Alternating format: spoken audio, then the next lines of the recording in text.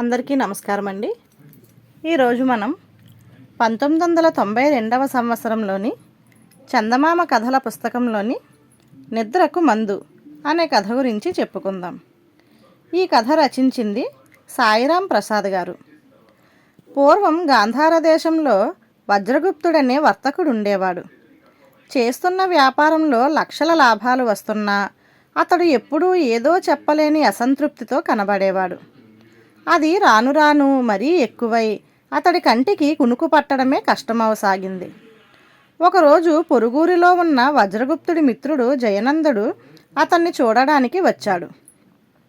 జయనందుడు సామాన్య కుటుంబీకుడు. ఉన్నదానితో తృప్తిపడి ఏ చీకు చింత లేకుండా భార్యాపిల్లల్ని హాయిగా పోషించుకుంటున్నాడు. వజ్రగుప్తుడు తనకు నిద్ర పట్టని విషయాన్ని జయనందుడితో ప్రస్తావించి పరిష్కారం ఏదైనా ఉంటే చెప్పమని అడిగాడు.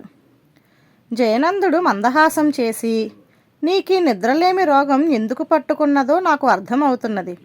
నువ్వు కొంతకాలం పాటు ఇప్పుడు చేస్తున్న వ్యాపారం గురించి, అందులోని లావాదేవీల గురించి ఆలోచించడం మానేయి. ఏదో ఒక ఉబుసుపోని పని చేస్తూ కాలక్షేపం చేయడం అలవాటు చేసుకోగలిగితే నిద్ర దానంతటా అదే ముంచుకు వస్తుంది అన్నాడు.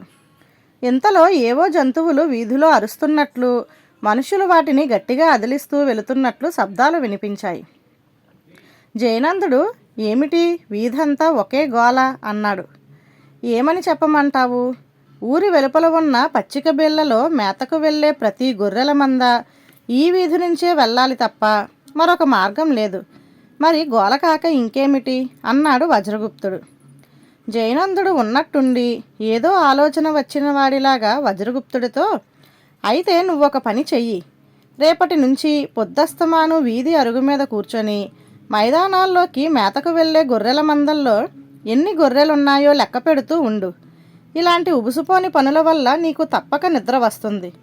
నేను కొన్నాళ్ల తర్వాత మళ్ళీ వచ్చి నా సలహా వల్ల ఫలితం ఏమైనా కలిగిందో లేదో తెలుసుకుంటాను అని చెప్పి మిత్రుడి దగ్గర సెలవు తీసుకొని వెళ్ళిపోయాడు. 2 వారాల తరువాత జయనందుడు తిరిగి వజ్రగుప్తుణ్ణి కలిసినప్పుడు అతడు మునిపటి కన్నా అలసిపోయినట్టుండడం, కళ్ళు 2 చింతనిప్పుల్లా మెరుస్తూ ఉండడాన్ని గమనించి, ఏం వజ్రగుప్తా, నేను చెప్పిన చిట్కా కూడా నీకు నిద్ర తెప్పించినట్లు లేదే అని అడిగాడు ఆశ్చర్యంగా.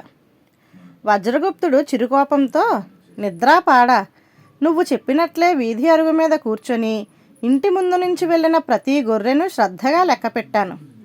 తరువాత నా లెక్కలో ఏమైనా తప్పుండవచ్చునేమో అన్న అనుమానం కలిగి ఊరి వెలుపల ఉన్న చిరువుగట్టు మీద నిలబడి దాపుల పచ్చిక బీళ్లలో మేస్తున్న అదే గొర్రెలను 1-2 సార్లు చాలా జాగ్రత్తగా లెక్క పెట్టాను. ఆశ్చర్యం, ఈ ఊళ్ళోనే 1000 గొర్రెలున్నాయని నేనేనాడు అనుకోలేదు సుమా అన్నాడు. 1000 గొర్రెలా? అంత ఖచ్చితంగా లెక్క పెట్టావన్నమాట. ఉబుసుపోని పనులు చేసేటప్పుడు కూడా అంత శ్రద్ధ అవసరమా అని నాకు అనిపిస్తున్నది అన్నాడు జయనందుడు. అందుకు వజ్రగుప్తుడు, లెక్కన్నాక లెక్కే, అందులో నేను ఎలాంటి పొరపాట్లు చెయ్యను. 1000 గొర్రెల్ని అలా చూశాకనే కదా వాడి దగ్గర నుంచి కనీసం 4000 సేర్ల ఉన్నిని సంపాదించవచ్చని నాకు అర్థమైంది అన్నాడు. జయనందుడు చిన్నగా నవ్వుతూ, నిన్ను లెక్క పెట్టమన్నది గొర్రెల్ని కానీ అవి ఇచ్చే ఉన్నిని కాదు కదా అన్నాడు. నీకు తెలియనిదేముంది, ఈ ఊళ్ళో నిపుణులైన నేతగాళ్ళున్నారు. ఆ ఉన్నిని వాళ్ళకిస్తే కనీసం 2000 గజాల బట్టలైనా నేసి ఇవ్వగలరు. ఎంత లేదన్నా గజం 2 వరహాలు చేసి ఆ సరుకును సులభంగా అమ్ముకోవచ్చును అని వజ్రగుప్తుడు ఉత్సాహంగా ఇంకా ఏవో చెప్పబోయాడు. అయితే జయనందుడు అతడి మాటలకు అడ్డుపడి, ఇంక నాకేమీ చెప్పనక్కర్లేదు. నేతగాళ్ళు నేసి ఇచ్చిన 2000 గజాల బట్టలను దుకాణంలో మురగబెట్టుకొని కూర్చుంటే నిద్ర ఎలా పడుతుంది? ఆ సరుకంతా కదిలి లాభాలు చేతిలోకి వచ్చి పడ్డప్పుడే కదా అన్నాడు. వజ్రగుప్తుడికి జయనందుడి మాటల్లోని వ్యంగ్యం, హేళన అర్థమయ్యి చురుక్కుమన్నది. అతడు సిగ్గుపడుతూ ఏదో చెప్పబోతూ ఉండగా జయనందుడు అతన్ని వారించి, చూడు వజ్రగుప్త, నీ ఇంటి ముందు నుంచి వెళ్ళిన గొర్రెలు నీవి కావని, నువ్వు చేస్తున్నది ఉన్ని వస్త్రాల వ్యాపారం అసలే కాదని నీకు తెలియదా?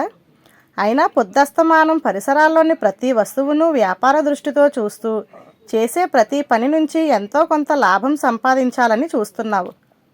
ఆ కారణంగానే అర్థం లేని గుణకారాలు గురించే నీకు ఆ వ్యాపార దృష్టి రోగం బాగా ముదిరి కంటికి కునుకు కరువైందని గ్రహించాను. అందుకే నేను నీ ధ్యాసను మరొక వైపు మళ్లించే ప్రయత్నం చేసి అందులో విఫలున్నయ్యాను. నీ సమస్యను పరిష్కరించే సమర్థత నాకు లేదని ఒప్పుకుంటున్నాను అని అన్నాడు.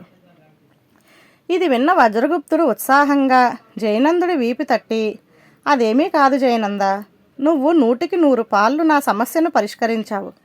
నీ పుణ్యమా అంటూ అసంతృప్తికి సుఖనిద్రకు ఉన్న సంబంధం ఏమిటో నేనిప్పుడే కదా గ్రహించగలిగాను. నా రోగానికి మందు ఏమిటో కూడా నువ్వంతగా వివరించకుండానే నేను తెలుసుకున్నాను అన్నాడు. జయనందుడు పెద్దగా నవ్వి, ఆహా అలాగా, ఏమిటా మందు అని అడిగాడు.